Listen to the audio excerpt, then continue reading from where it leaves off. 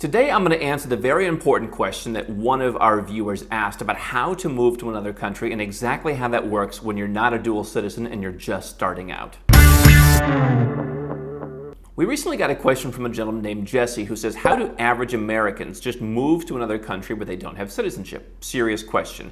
And I believe we can substitute almost any nationality here for Americans because the process is going to be similar for a lot of people around the world who are watching this. And so what I'm going to explain to you today is how you can begin your Nomad Capitalist journey if you're not a dual citizen, if you don't have any infrastructure set up, if you just want to know how to go where you're treated best.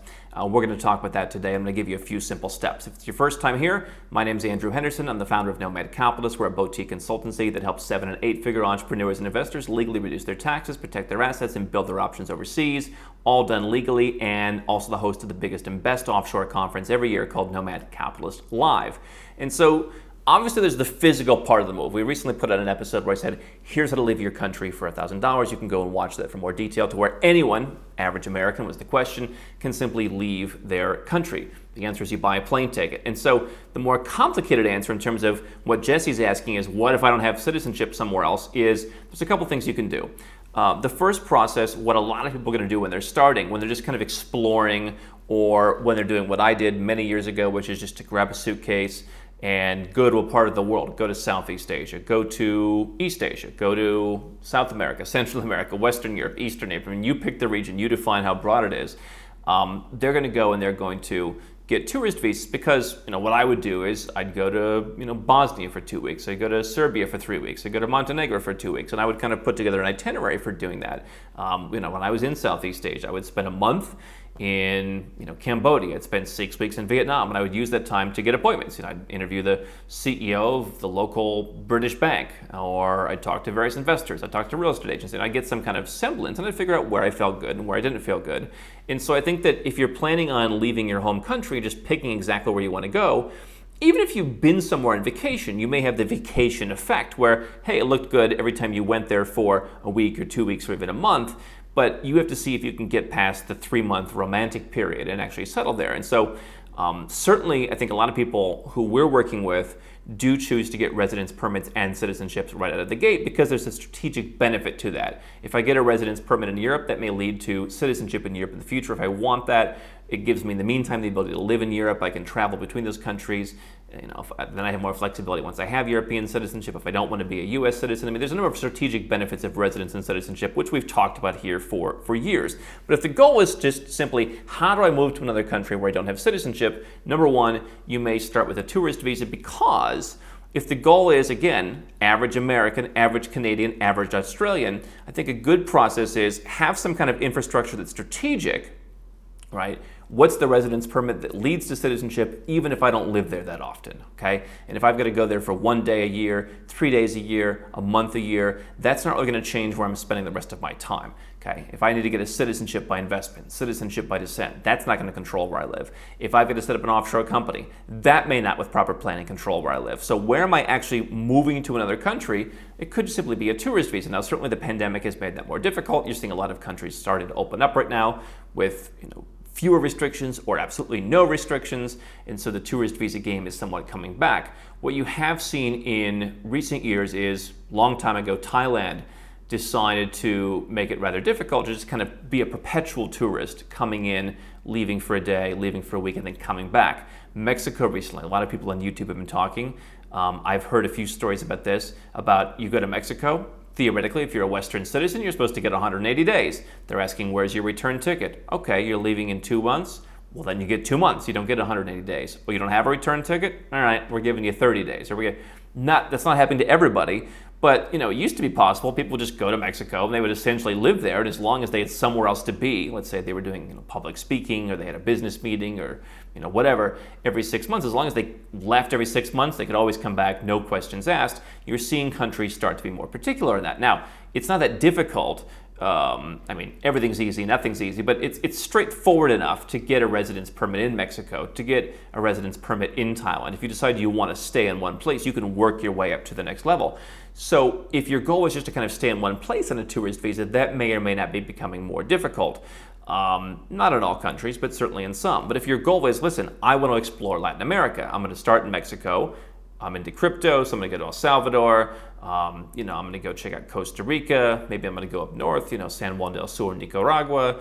I'm going to check out Panama City, Colombia, Ecuador. I mean, you can kind of move through all of those on various tourist visas. And so if you have any kind of halfway decent passport, most countries are going to give you 30 days. A good handful may give you 90 days, especially if you're an American, Canadian, Australian, European. And others may give you even longer than that. And so tourist visas are kind of the first step to, you don't need citizenship, you don't need a residence permit, you're just kind of moving through. Now, what I've cautioned people on is the idea of living on tourist visas and not properly checking out of their home country, not properly doing the tax work with their home country. If they have a business, they have an income stream, if they're a freelancer, whatever it is, how are you making sure that you're out of your home country's tax system, or if you're an American, qualifying for the proper exemptions and exclusions to reduce your taxes as much as possible. If you're not living in your country, you might as well not pay tax there, even if that's not your goal for leaving, right? And that was the situation I found myself in many years ago when I tried to figure this stuff out. I just wanted to leave regardless, and it's like, oh, wait a second, if I'm not living here, how does that work for tax, right? And so I was certainly happy to not pay 43% tax anymore, but don't think being a perpetual tourist necessarily solves your home country tax problem, but you could be a perpetual tourist. You could perhaps, if you're an American or other Western passport holder, you could perhaps, split your time between 2, 3, 4 different countries. You don't want to take their tax considerations into effect as well, but you could split your time potentially on tourist visas. There's enough countries that give you 90 or 120 or 180 days to where you could bounce back and forth between those and kind of make that your base. Again, is the jig going to be up on that eventually? Quite possibly. And so that leads me to kind of the next step, which is a residence permit. So I think people think, because we talk about citizenship, that's something that you need to live overseas. And the reality is, I've often said, don't have citizenship in the place where you want to go and live. Citizenship serves a lot of different benefits. It can enhance your visa-free travel privileges. Obviously, if you're an American or other Western passport holder, there's going to be fewer countries you can go to. Russia and China are probably the big two that stand out for a lot of folks. Neither one seems very attractive to a lot of people right now, but hey, maybe you have business in China, you have a factory there. I know certain folks in the crypto world do have business in parts of Eastern Europe. Certainly there are countries like Turkey that kind of get into spats with the US every once in a while. And so, having an agnostic passport in addition to the US passport is beneficial for travel. And obviously if your passport isn't that good to begin with, the passport can be good. You'd have a passport to protect yourself if your country goes rogue on taxes, if they go rogue on regulations. The US already has done that, so you might want to have that as your backup plan to eventually move out of the US passport. So there's a lot of reasons to have a second passport. And yes, if you have citizenship in, let's say, a Caribbean country, there's 5 that offer citizenship by investment. You can then go and live in your country. That's how it works. You're a citizen. That entitles you to apply for a passport, and then you can get a passport and land in that country, and you can go and be there as long as you want. However, that's not the only way to live in a country as long as you want. You can get a residence permit. Not every country offers residence permits, and so, what I've told a number of our clientele recently is, if you want the freedom to live in any country in Europe, they're not all open to investors. They're not all open to entrepreneurs, right? Norway or Sweden or the Czech Republic or some countries like that don't really have kind of streamlined programs for people who just want to start a business or who want to invest some money. But if you're a citizen of Malta, for example, through their citizenship program, you would then have the ability to live anywhere in Europe. And so that citizenship may help you facilitate living elsewhere in Europe. That's kind of a somewhat unique European feature. The Caribbean citizenships have a much lesser version of that. But most of the time you're a US citizen, you can live in the US, that's it. But you can still get a residence permit. And so when someone says, I'm moving to Mexico, they might be able to live there for a while as a tourist, but generally speaking, you want to get a residence permit. They're going to push you, and I think it's the right thing to do, and I think it's just a good idea to have that residence permit, because then you can get on the track to citizenship, then you have more certainty, right? And so you're not going to become a Mexican citizen just by going and saying, I want to live there, but you can say, hey, listen, I have money, give me a residence permit, and that might be for 1 year, for example. And then after a year, you go and renew it. And then in some countries, they might give you another year, or they might give you 3 years, they might give you 5 years. And there's many different types. There's temporary residence, there's permanent residence. Generally, you start with temporary and you work your way up to permanent. Sometimes you need to live there under the temporary to get to the permanent. Latvia is an example of that. In other cases, you just need to hold the residence permit for 3 or 4 or 5 years, and then they instantly give you permanent when you apply, even if you weren't living there during that time. And so you can see that if you thought, hey, I'm not sure I want to live in Mexico, but let me get a residence permit just to kind of give me that optionality. I'll start the clock ticking on things. Hey, that could be an interesting thing to keep in your back pocket as long as you can afford that. And so if you're the average American, getting a lot of residence permits by showing a monthly income or by showing some money in the bank won't be that difficult for someone who's the average American. Obviously, if you're some of the people that we work with who have, $50 million, hey, buying a $300,000 apartment may not move the needle very much. And so that might be a good optionality. Hey, let me get this residence permit. I'll just keep the property there if I want it. But if you want to move overseas and you want to actually live in the country, then you could apply for a residence permit. And there's numerous different ways that you could do that. Again, in the case of many Latin American countries, it's simply a matter of what's your monthly income.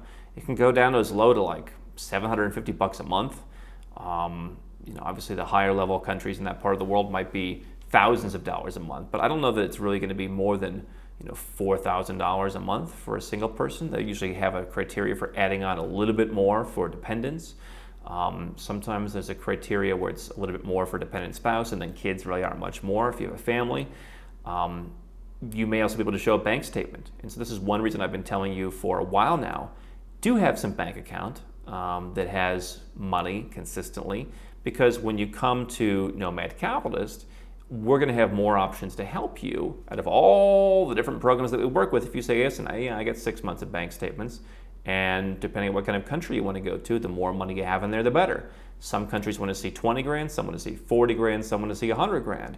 So whatever you can afford and whatever you can feel comfortable to season, yes, there's an opportunity cost. You're not investing that money, but you're going to have more opportunities available to you to get good residence permits that could, in the long run, far exceed that opportunity cost if it means they give you a lifestyle benefit, they lower your taxes, or they lead to second citizenship without you having to pay much for it, right? So if you live in Mexico for 5 years, you're going to apply for citizenship. That's a pretty darn good citizenship to have, right? And so if you're willing to live in Mexico anyway, and you don't need a second passport right away, hey, in some cases, why pay $100,000 in a Caribbean island for a passport when you can just get that Mexican residence permit? You were actually going to live there anyway, so why would you live there as a tourist when you could just, do it properly, have the residence permit, and start the clock moving? So not every residence permit requires you to live there, though. Let me be clear on that.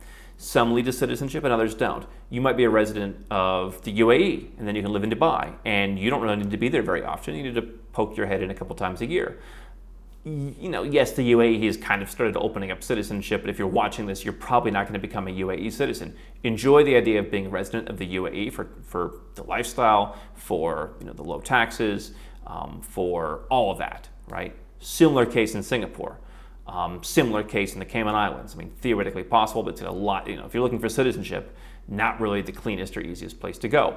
So to live overseas as the average American, you can have a residence permit that you'll get. Other ways could be buying property. Other ways could be putting money in their banking system. Other ways could be, if you have descent, some people qualify for residence by descent. They're not quite qualified for citizenship by descent because they don't meet certain criteria, but they can at least get a residence permit. Countries like Poland do that, Lithuania, others, UK. There's a number of those. So there's many different ways to get a residence permit, and this is what we deal with every day. I mean, we've I think worked with close to 100 different residence and citizenship programs over the years. Sometimes it's just paying a fee. Sometimes just getting basically a visa that functions as a residence permit, like in a country like Cambodia. Not so much anymore, but it used to just be, hey, it's $300 basically every year, and you get a business visa. What's your business? You're in the business of paying $300. They've tightened that up somewhat, but that's how you would do it. And the idea that, hey, I'm going to get a second citizenship doesn't necessarily mean you need to move to that country. Now, we've helped numerous people get European citizenship by descent. And so again, if you're Italian, if you become an Italian citizen through your ancestors, that doesn't mean you have to live in Italy. You could then take that and go and live in Ireland. You can go and take that and live in Portugal and take advantage of their tax incentives, or Greece. You could go and live in Switzerland and take advantage of their lump sum tax rates. I mean, so you don't have to live, again, in Europe. You've got more options. But I would focus on residence for residence sake, citizenship for citizenship's sake. Sometimes residences can be strategic in that they will lead to citizenship, and so that will be a residence for citizenship's sake. But when it comes to leaving, don't focus on having to have citizenship from day one. If you are a 7 or 8 figure entrepreneur or investor, I do think having a second citizenship is very important. I put my money where my mouth is. I've done that multiple times. And that does afford me some lifestyle benefits. It does afford me that when I fly through the country, when I go there, it's just a little bit less stressful. But generally speaking, you want to live in a place that you want to live, and facilitate that residence. If the goal is living in Norway, if the goal is living in some African country where they don't really have a residence program, that's going to be more difficult. But probably so is citizenship also. So that's how you would move as an average person who just wants to live overseas. What would that give you? Well, the more money you have, the more options you have. The more money in the bank, the higher your income, the more that you can invest. Hey, you go to South Korea, for example, you buy, give or take, $500,000 in property, a little bit less these days. They'll give you a residence permit. If you're the quote-unquote average American, that's probably not doable, but many of the Latin American countries are. So to me, it's just a matter of more options. There are plenty of options that aren't available to me. No matter how much I want to move to some countries, I couldn't move there. So the money really only adds optionality. There's still plenty of places to go.